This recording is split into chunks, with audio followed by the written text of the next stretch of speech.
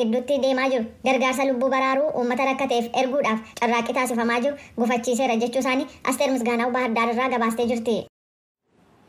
Paartii mormituu kata'e Izeemaan ibsaa dhabaaseen durataa paartichaa kata'an Dr. Caannee Kabbadee hidhamuun gahee isaan dhaabicha keessatti qaban waliin kan waliin qabanne ta'uu beeksisee jira. Ibsi kun akka jedhutti durataan paartichaa labsii yeroo hatattamaa bulchiisa naannoo Amaaraa fi magaalaa Finfinnee keessatti baatii hagayya darbeerraa eegalee hojiirra oolaa jiruun wal qabatee to'annoo jala ooluu isaanii ragaalee akka argate ibseera.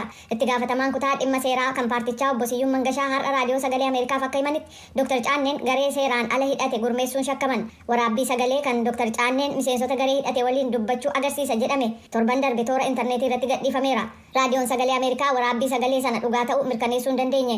Waa'ee waraabbii sagalee kanaa osoo hin kaasin obbo Siyyuum akka jedhanitti Izemaan siyaasa paartii sabummaa fi fincila hidhannoo hin deeggaru jedhaniiru. Oduu biraatiin maatiin namoota labsii yeroo muddamaan hidhamanii kanneen 50 ol ta'an mooraa Waashaarbaa bakka tursiisa yeroo keessa jiranii raadiyoo sagalee Ameerikaatti akka himanitti nageenyi firoottan isaanii kan isaan yaaddessu ta'uu raadiyoo sagalee Ameerikaaf ibsaniiru. Abukaatoon hidhamtootaa Solomoon Gazaany raadiyoo sagalee Ameerikaaf akka himanitti maamiltoota isaanii waliin akka waliin quunnamne dhorkamanii jiraachuu sagalee Ameerikaaf ibsaniiru.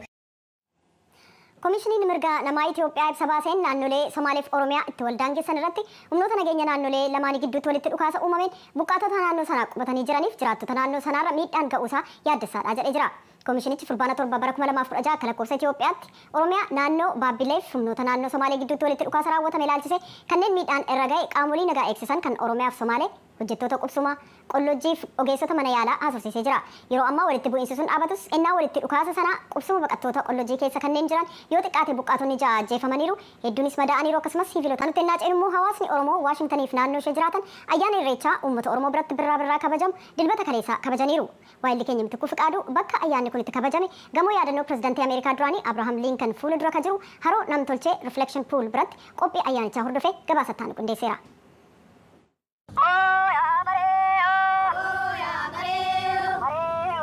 Waqtiin gannaa darbee waqtiin birraa dhufuu sababeeffachuun waggaa waggaan uummata Oromoo biratti sirni kabaja ayyaana Irreechaa ni gaggeeffama. Kunis waaqa bacaqii dhoqqee gannaa fi dukkana roobaa keessaa nu baastee ifatti nu baasteef siif galata galchina jechuun kan adeemsifamu sirna galateeffannaa waaqaati.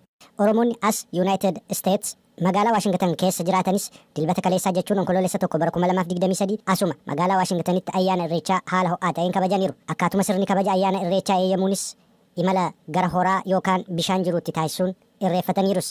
Wayita bakka irreeffannaa ga'anittis waaqaaf galata dhiyeessuun isa gara fuulduraafis nu milkeessi jechuun kadhannaawwanii fi eebbaan raawwataniis irreeffataniiru. Obbo Lubee Birruu Oromoota as naannoo magaalaa Waashingtan jiraatan ta'anii kabajni ayyaana Irreechaa asitti akka jalqabamu warreen taasisaniiran keessaa isaan tokko. Waggaa 30 dura yommuu jalqabanii fi amma haala jiru yaadannoo isaanii nutti himuun eegalu. Irreechi Oromoon baay'een jiraatanis irreecha biyya kanatti warri turan baay'ee miti hoosanii lakkoofsa hoo baay'ate nama 30 ta'u. Isaan keessaa namni irreecha kana biyyanatti irreeffachuu barbaadu hin turre. Haa ta'u malee warra waliigallu jira tokko jechuuma kiyya jannata naa ciisu sisa ibsaadha. Anuu sababa isaatiin biyya kana dhufe asitti anii fi inni naasofna waan keessa dabarre.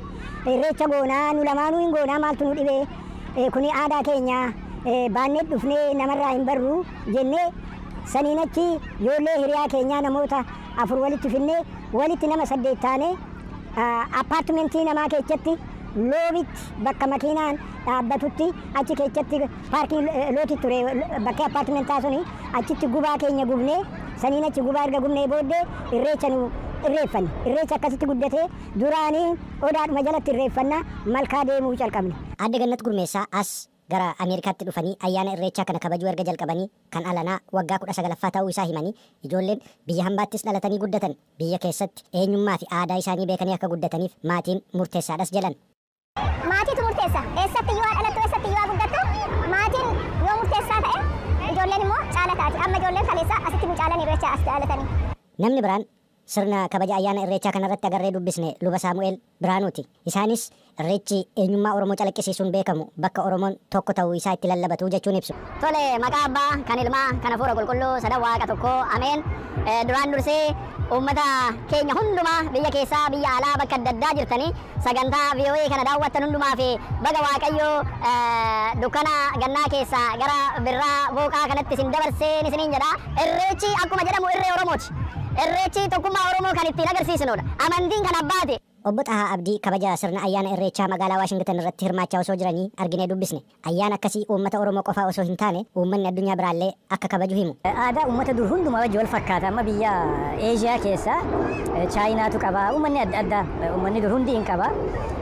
Uummanni Iraan warri amma Iraan jennuun duratti Pershiyaa amantii Islaamaa fi Kiristaanaa ifin Budiizim dura ka qabani. Ayyaana Nawruuz jedhanii amata jijjiirraa amata haaraa amanni dabre ka duraa dhume haaraa dhufutti waan ni godhan. Ka dabre geggeessanii isa haaraa ittiin simatan. Kana fakkaata keenyaas amantii wajji amantii irraa adda. Warri amantii hunda jala deemuufis tokkicha. Adda Dunee Silgaa Minisootaarraa kan dhufteettu bakka irreechi magaalaa Waashingtanitti kabajamutti arginee dubbisne. Haalli kabaja ayyaana irreechaa isa akka biyyaa ta'uu baatus isa Oromiyaa jiru sana haga danda'ametti asitti uummachuu barbaannaa jechuun ibsiteetti. Yeroonan as taa'ee viidiyoodhaan yookaan immoo kan onlaayinii darbu sana yeroonan ilaalu ka biyya kanaa wajjin walittiin dhufu inni biyyaa sun aadaa duwwaatuun ta'e nyaati isaallee qilleensi isaallee lafti isaallee waa hunda isaatu Oromoo urgaa.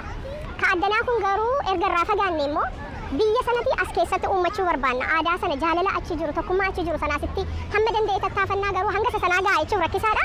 Biyya ormaa keessatti garuu eenyummaa ofiitti fufsiisuun immoo dhaloota ijoollee keenyaaf illee barnoota guddaa ta'a akka jedhudha. Sirna kabaja ayyaana irreechaa magaalaa Waashingtanitti taasifame kanarratti hawaasni Oromoo as Yuunaayitid Isteets keessa jiraatan uffata aadaan faayamuun dargaggoonni immoo sirbootaan dabaaluun haala ho'aa ta'een kabajamee ooleera. Ayyaanni irreechaa guddichi kan hora Finfinnee sanbata xiqqaa dhufu kan hora Arsadee immoo dilbata dhufu kana ni kabajama. Aan Mitikkuu Fiqaaduun ture nagaan.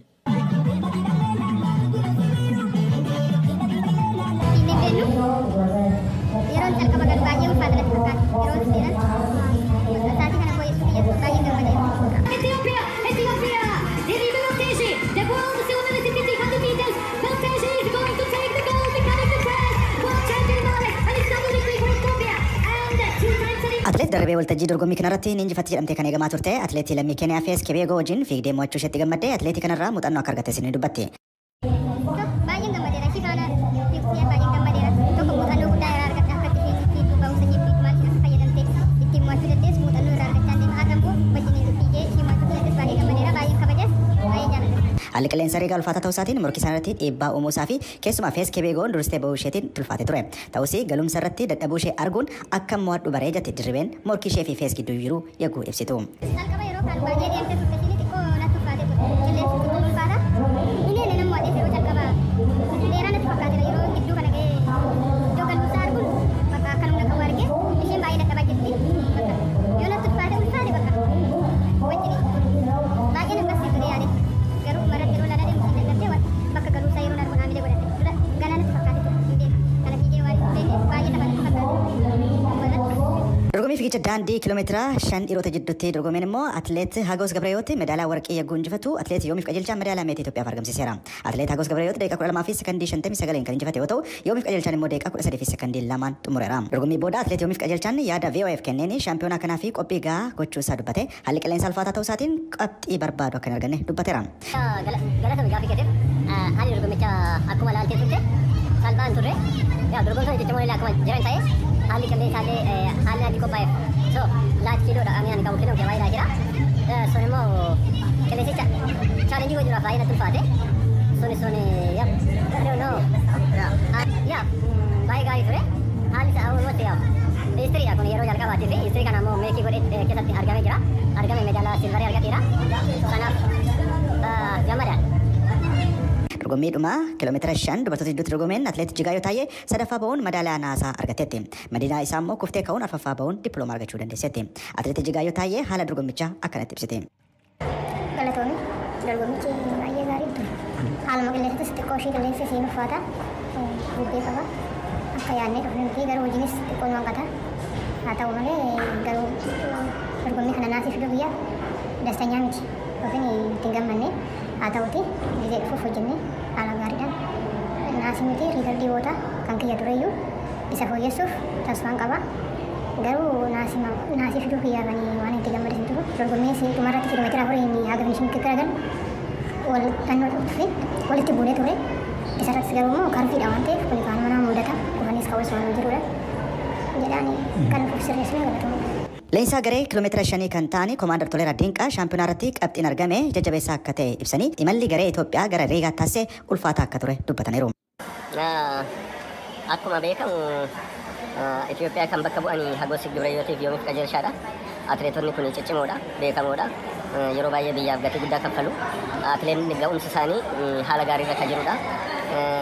Maal barannee World Championii torban lama dura geggeeffame Budaapest irraa waa baay'ee waan baranneef itti qophoofne waan gochuu qabnu teeknikaalis taaktikaalis irratti hojjetaa turre.